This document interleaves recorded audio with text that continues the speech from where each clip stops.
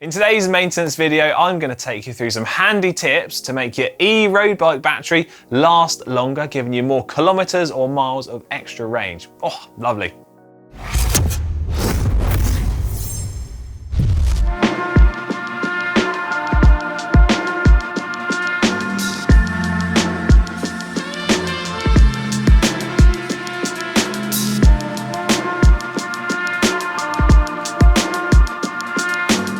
E-road bikes are becoming more and more popular, but the tips I'm going to give you will also apply to gravel, hybrid or touring style e-bikes as well. First on my list is to utilize the app connectivity which some e-bikes and brands of motor system have available. By using these apps, you can connect your phone to your e-bike and change some of the settings and the levels of assistance that your e-road bike will offer. One of the easiest settings to change is to change the level of assistance or initial kick or boost that the bike gives you when you set off or apply that first bit of power into the cranks. This is something that you're hardly really going to notice when you're out on the bike, but by turning that down, you're going to save a little bit of precious battery power and in turn be able to use that power for longer later on in your ride. This is going to vary depending on the terrain that you ride on, but you want to try to ensure that when pedaling for the majority of your ride, you can maintain a cadence between 80 to 100 RPM. This will reduce some of the stress that is on your e-bike motor, and in turn, less stress on the motor is going to consume less of that precious battery power. Now, if you're a rider that regularly finds yourself groveling up the climbs, pushing a really low and hard gear, you may well want to consider switching the size of cassette that you have on the back of your bike to a larger size cassette, or changing your small chainring to a larger size one, ensuring that you can have a more efficient cadence and in turn make your e-bike battery last a bit longer. Next up are the tyres on your e-road bike, and in a similar sense to the gearing that you choose, you need to choose some tyres that are suitable for the terrain that you ride on. But in essence, you need to choose the lightest and fastest rolling tyres suitable for what you're going to ride across. Now, it could be that you ride on the roads, or you could have a gravel bike, so you could need something a little bit tougher. But by choosing a lightweight and faster rolling tyre, you're going to reduce the stress on your e-bike motor and in turn save, of course, that battery power. If you already have some lightweight or fast rolling tyres, something else you could consider is switching to a latex inner tube, for example, saving some weight and reducing that rolling resistance. And also, you could consider upgrading to a tubeless tyre setup. God, come on, you knew I'd try and get some tubeless tyre setup in there somewhere or other. But on a serious note, reduce the rolling resistance of your tyres and you'll be able to ride your e-bike for a bit further.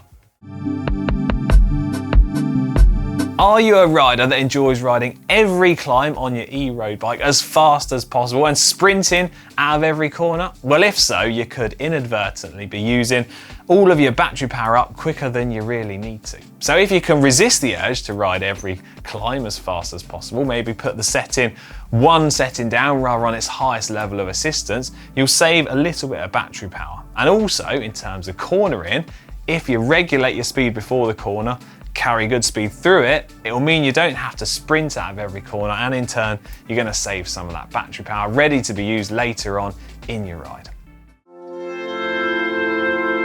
Depending on where in the world you live, your e-road bike will have to comply with different regulations. Now, here in the UK, e-road bikes are only able to provide assistance up to 25 kilometers an hour.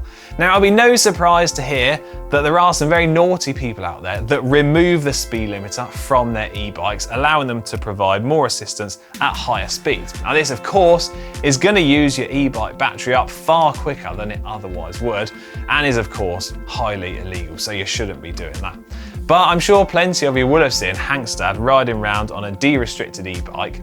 But of course, it's on private property, it's not on UK roads, and I can confirm it does use the battery up very quickly. So the best trick is to keep your limiter in place, comply with all the regulations, and then your battery is going to last longer.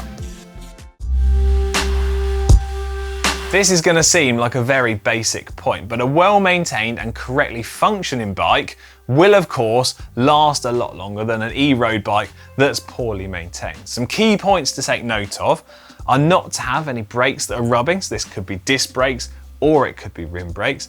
Also, you want to make sure that all of the bearings throughout your bike run nice and smoothly.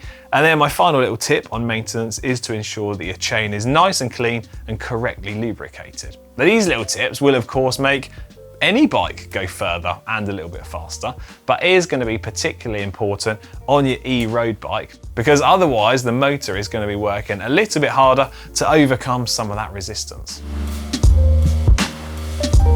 My final tip for extending the range of your e-bike battery is to maintain the battery itself. Modern e-bike batteries are very reliable and very safe, but by maintaining and charging them correctly, you can not only extend the overall life of the battery, but also the amount of power it has ready for every single cycle. Charging your battery is incredibly important, and to do it correctly, you should remove the battery from charge as soon as it reaches 100%.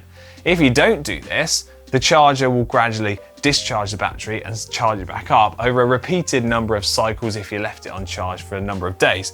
This is going to reduce the overall capacity of your battery and in turn mean it won't last quite as long on your rides. You should also try to avoid storing and using your e-bike battery in extreme temperatures, be that freezing cold or boiling hot, because it will affect the range of your battery and reduce some of that assistance.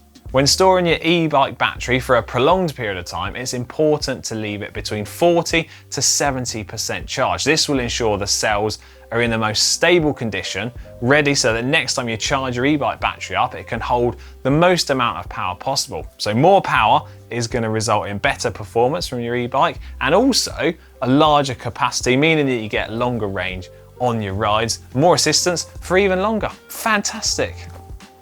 Those are my top tips on how to extend the range of your e-road bike battery. If you have any helpful tips of your own, let us know in the comments section down below and consider subscribing to GCN Tech for more e-road bike maintenance videos. See ya!